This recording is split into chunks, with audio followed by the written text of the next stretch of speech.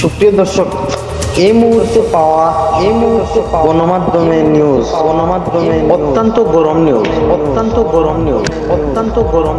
এই প্রথম টিভি বিতর্কে মুখোমুখি কমলা হ্যারিস ও ডোনাল্ড ট্রাম্প একে অপরকে এক চুল ও ছাড় দেননি কেউ। এই টিভি বিতর্ককে বলা হচ্ছে ফায়ারি ডিবেট বলতে ফায়ারি ডিবেট বা অগ্নিজ্বরা বিতর্ক।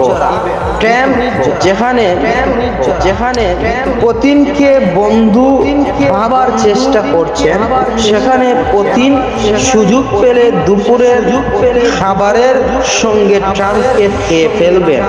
ট্রাম্পকে উদ্দেশ্য করে এমনই বক্তব্য দেন কমলা হ্যারিস।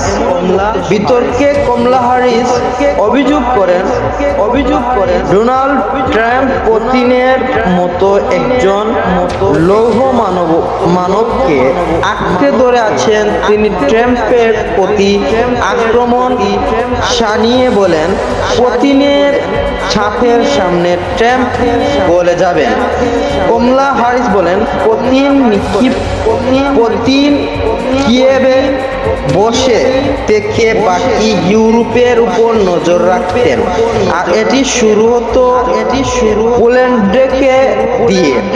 এই সময় ট্রাম্পকে উদ্দেশ্য করে বলেন, আপনি কবে ভাগ্যের উপর নির্ভর করা বন্ধ করবেন এবং এমন একজনকে বন্ধু ভাবা বন্ধ করবেন যে কিনা একজন স্বৈরাচার এবং যে কোনো মুহূর্তে আপনাকে তার দুপুরের খাবার লাঞ্চে খেয়ে ফেলবেন। এর আগে 2023 সালের মার্চের শেষ দিকে ফক্স নিউজকে দেয়া সাক্ষাৎকারে ট্রাম্প বলেন, তিনি এই লড়াইয়ে 24 ঘন্টার মধ্যে থামিয়ে দিতে পারেন এমনটাই উঠে এসেছে গণমাধ্যমে, এবং তা সম্পূর্ণ শান্তি আলোচনার মাধ্যমেই। তবে ঠিক কিভাবে এমনটা করতে পারেন তা অবশ্যই বিস্তারিত বলতে রাজি হননি ট্রাম্প।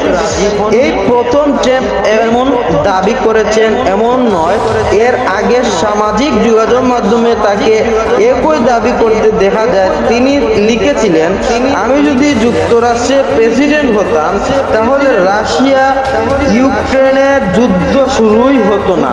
এখনো যদি আমাকে প্রেসিডেন্ট নির্বাচিত করা হয় তাহলে মাত্র 24 ঘন্টা সময় লাগবে। আলাপ আলোচনার মাধ্যমে দুই পক্ষের সম্মতিতে এই যুদ্ধ বন্ধ করে দিতে পারবো। যেভাবে প্রাণ হারাচ্ছে সাধারণ মানুষ, তা মেনে নেওয়া যায় না। বাংলাভিশনের গুগল নিউজ ফলো করতে ক্লিক করুন। আজকের বিতর্কের আগে একাধিক জরিপে দেখা যায় জনপ্রিয়তায় কমলা ও ট্রাম্প সামনের সমান। শেষ পর্যন্ত দুদলমান অঙ্গরাজ্যগুলো নির্বাচনের ফলাফল ঠিক করবে। এই বিতর্কের সাফল্যের উপর নির্ভর করবে কোন প্রার্থী এইসব অঙ্গরাজ্যের ভোট বেশি টানতে পারছেন। এই হচ্ছে গুরুত্বপূর্ণ একটা নিউজ। Sylhet 24 time reporter.